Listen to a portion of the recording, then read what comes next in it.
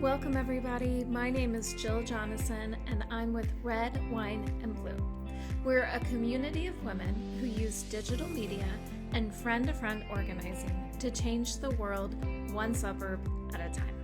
And one way that we are doing that is through conversations like these. So today we will be talking to an author, Melissa Hart, and we'll be talking about one of her books. Melissa, thank you for joining us.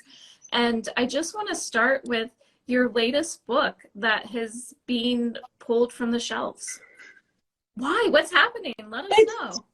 It is just so ridiculous. So in November, I had a book published, Daisy Woodworm Changes the World. It's just a sweet little middle grade novel about a 14-year-old amateur entomologist and track star who gets an assignment from a teacher to change the world and decides to help her brother, who has Down syndrome, fulfill his dreams of being a YouTube fashion celebrity, right? It's one of the very few novels out there for kids that stars a character with Down syndrome who's inspired by my brother. And I was really excited to launch it into the world. And about 6 weeks ago, went to do a couple of library events, and one of them was a homeschool event. And I start my presentation, and I'm shocked when one of the librarians invites, what did she say? She said, those parents who requested for their children to leave may take them upstairs now. And I'm standing there looking at her like, what are you talking about? And I'm running through, I'm like, did I use a cuss word? What happened? And is it because it's got a Madagascar hissing cockroach on the cover? And I finally realized, and I sidle up to one of the other librarians and I say, is this because of the minor character who has two moms? And he just nods his head. And he says, I'm so sorry. And I did not believe it. I grew up with two moms, and I never in a million years thought a couple of sentences in this book would make a group of parents like see me and my book as evil. Yeah, sorry, that was a lot. No, it's crazy to me. You did I guess an op-ed in the Huffington Post about this experience, and I was reading that. And here's one of the scenes. Yeah. That was deemed dangerous for young people, right? So an intermission, people crowded the dessert table piled with, I don't know how to say that, nakatahi and store-bought cookies. Coach Lipinski walked over to Poppy and her mom's. Spectacular work, he said, and shook Poppy's hand and her mother's hands too. I never dreamed when I assigned this project that the students would rise to the occasion this spectacular. You must be very proud. She's quite a kid, Poppy's mom smiled at her. That scene, you say, moms and that's moms. Deemed too dangerous for kids. And because my minor character has two moms, the book has been left out of a book battle that I was voted to and was coaching. I can't tell you which book battle, but this would have brought one of the very few books with a main character who has Down syndrome to thousands and thousands of young readers to teach them more about people with this genetic condition and how to be an ally. And I am just so angry that people would be this closed-minded. People have two moms, they have two dads, sometimes they have three moms and three dads. You know, what the heck? Sometimes they don't. Exactly. They don't have one or the other. Yeah. Right. I wanted to touch on this idea that, and I understand why you're mad. I'm mad too. I had an uncle with Down syndrome. This makes me incredibly angry because I appreciate what you're doing, your experience having a Down syndrome brother, and trying to, you say, as being passionate about representing kids with intellectual disabilities. Your characters are empowered and work in conjunction with their neurological typical friends toward a common goal. Why on the planet wouldn't we want to lift that up? But instead, they're getting stuck in the minutia of one minor character who happens to have two moms, and it overshadows everything else that's important about what you're doing. That's beautifully said. You know, I will say that the literary community, particularly as it pertains to middle grade and young adult, is so supportive. As soon as we hear that a book is banned, we immediately go and order copies to be delivered to the local library where that ban is taking place, and really do our best to lift up these authors whose work is being banned. So that's a plus. Still, this is maddening. This is ridiculous. And Melissa, you know, how long have you been writing books? And is this something new that you're seeing recently, or have you seen this throughout your career?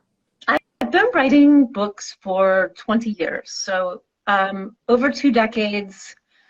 Let's see, my very first YA was Gringa, A Contradictory Girlhood, about growing up with 2 moms. And I will tell you that actually I did grow up with 2 moms, but initially I had a dad and a mom, and my mom came out and moved in with her girlfriend and took me and my siblings with her. And then she lost custody of us because of a homophobic court system when I was 9 years old. And we were forced to live with our abusive father. So I had already been sadly well prepared for this sort of homophobia and transphobia and that sort of thing. And so when Gringa came out, I forget what year, 2009, it was banned in various places. And I got quite a bit of hate mail, like, it's impossible to have 2 mothers and you're going to go to hell, and just things like that. So this is not surprising necessarily, but I don't feel any better about it. Yeah. And in my previous book, Avenging the Owl for middle graders, there is another main character with Down syndrome. I just feel very strongly about this representation. And that book was excluded from certain shelves and certain events because the protagonist's father attempted suicide. And I was told by event organizers that that material was too heavy for kids between, say, 6th and 8th grade. And so, yeah, this is nothing new. It's interesting because, to pick up what you just said about basically them citing things that are too dangerous for our kids, you say for those who champion diverse books by diverse writers, it's kids who are suffering the ultimate loss. So in their effort to protect our kids from that which is too dangerous by exposing them to things that are real, things that exist in the real world, they're actually hurting our children by denying them these stories where they get an opportunity to see themselves or to see others who are unlike them. I absolutely agree. It is crucial that kids see themselves and their family structures in children's literature. Imagine what it was like to grow up. Oh my gosh, I grew up, you know, with a mom who comes out as a lesbian, and then her girlfriend who later became her wife, and my brother who has Down syndrome. And I could not find a single family that looked like mine, no matter how I tried in middle grade and young adult literature. It just didn't exist. And so my experiences weren't validated, you know? Yeah, and you know, it's validating people's experiences, but then also kids, it's helping create some empathy and for kids to understand that not all families are the same. Not all families look the same. So what's maddening to me is that, you know, the story you tell, just the little snippet of talking about the 2 moms, when you listen to the word, it's the 2 moms being supportive to the child. And just because it's 2 moms, that's like, shouldn't we focus more on like the supportive parent than if the parent is married to a man or a woman?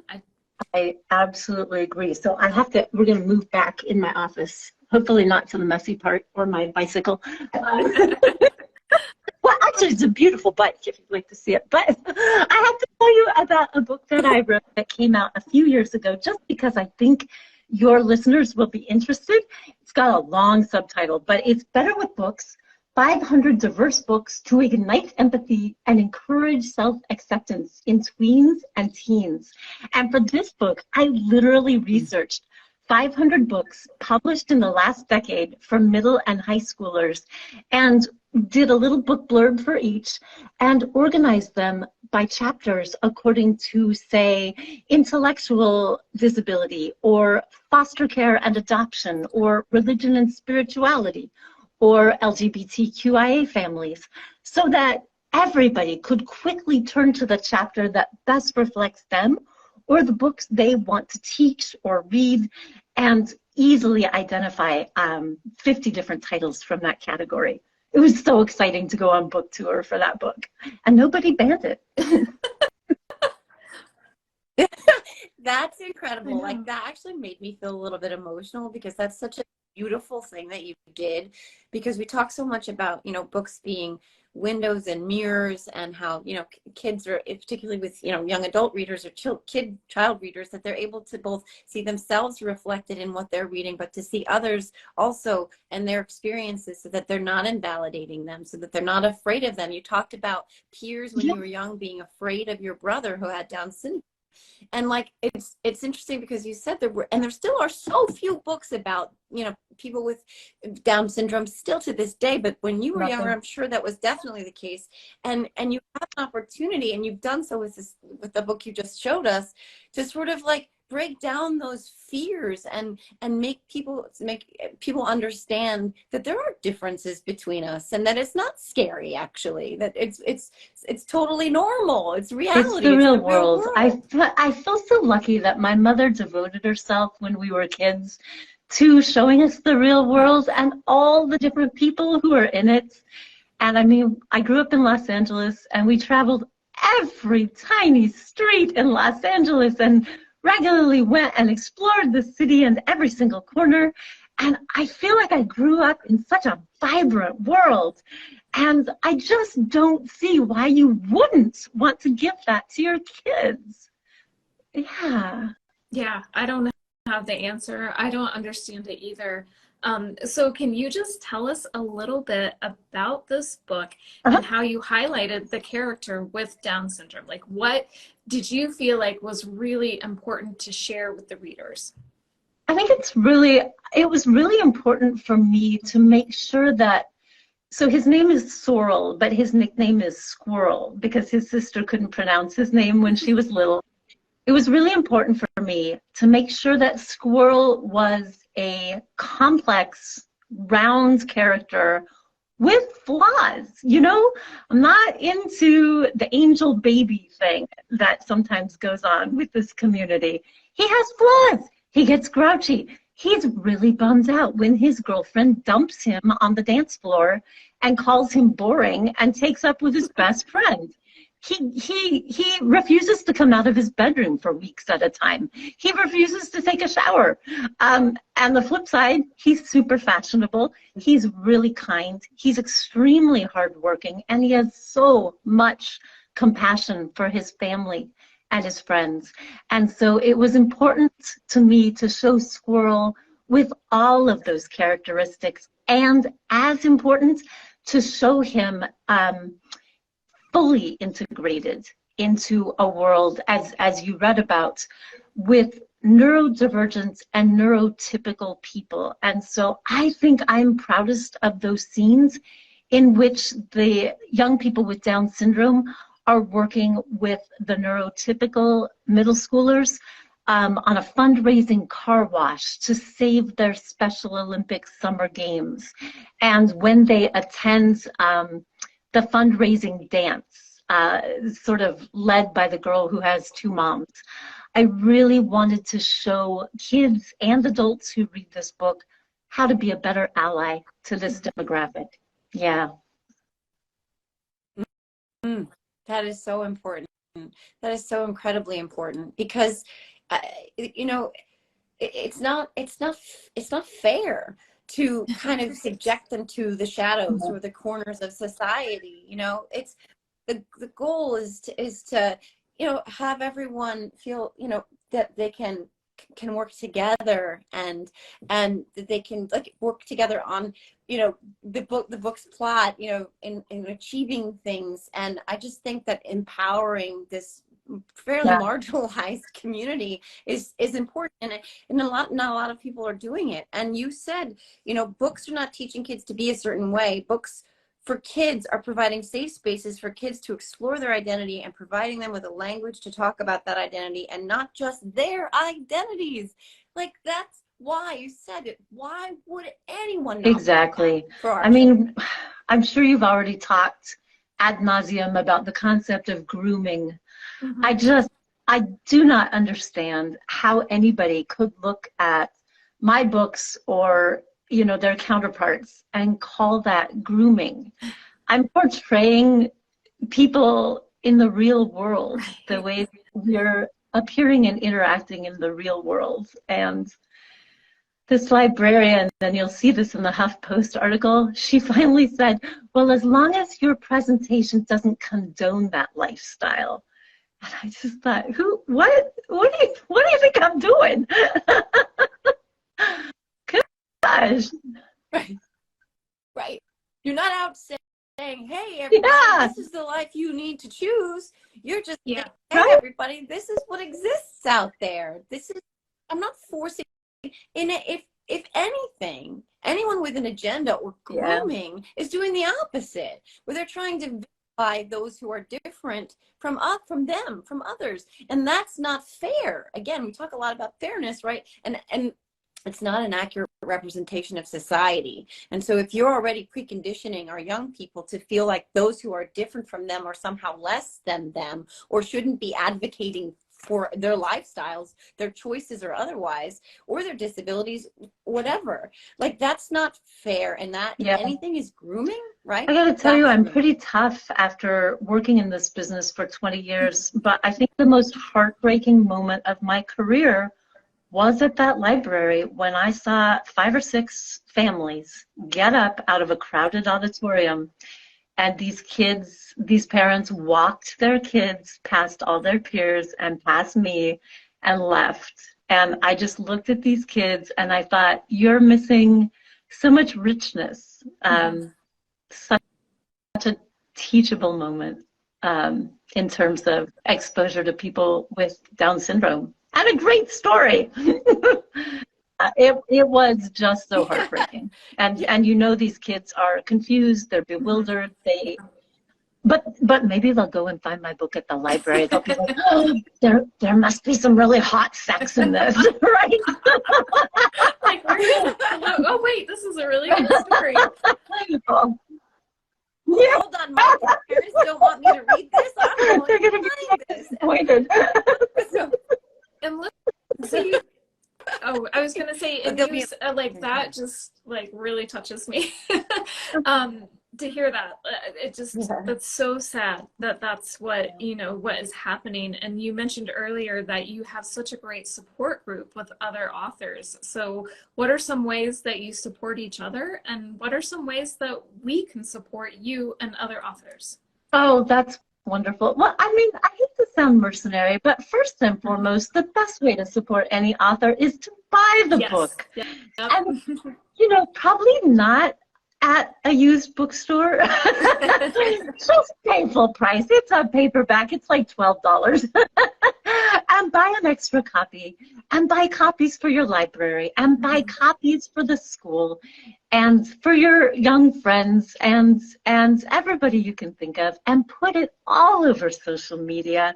That's always helpful. Blog posts are helpful. Magazine articles and profiles are helpful. There's just so suggesting to your library that an author come in and do a presentation. If you're a teacher, inviting the author in to do a classroom or a Zoom presentation. I love Zoom presentations as an author.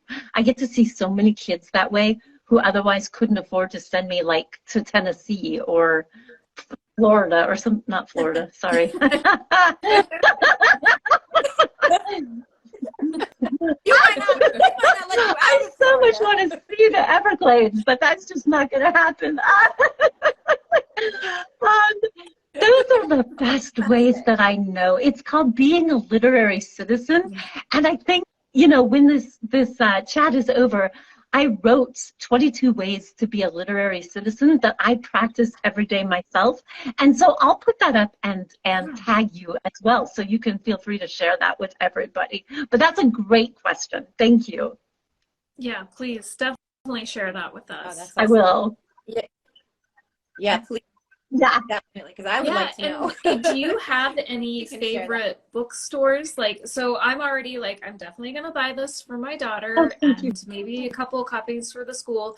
Like, where, like, do you have a favorite bookstore that you suggest people go to buy these? Because we really want to support independent booksellers.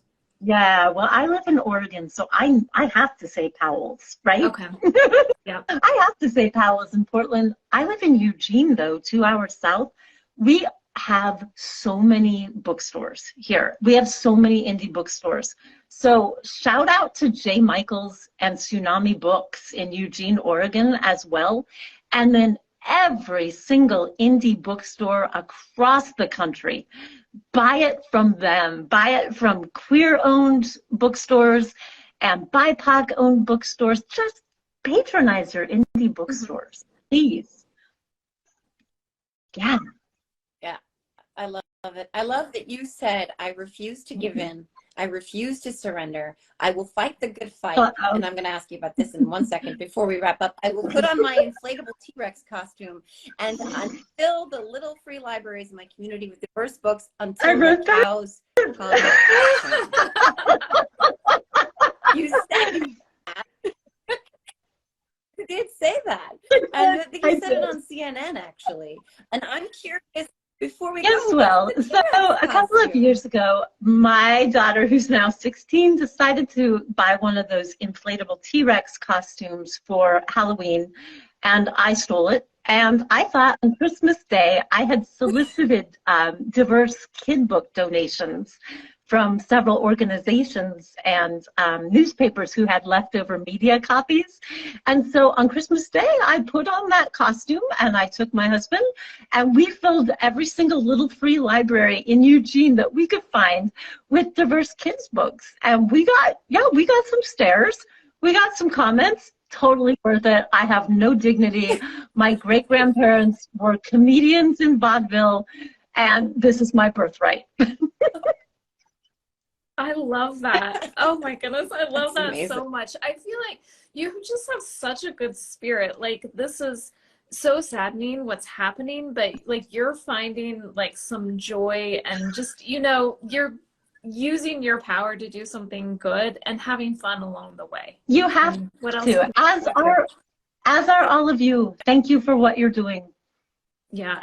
And I just have one more question that I just thought of, but you said you have a brother who has Down syndrome, and could you just share a little bit about your brother? And, you know, I'm assuming he was an inspiration for the character as well. He was the inspiration, both for the character in Daisy Woodworm, Changes the World, and also for the character in Avenging the Owl.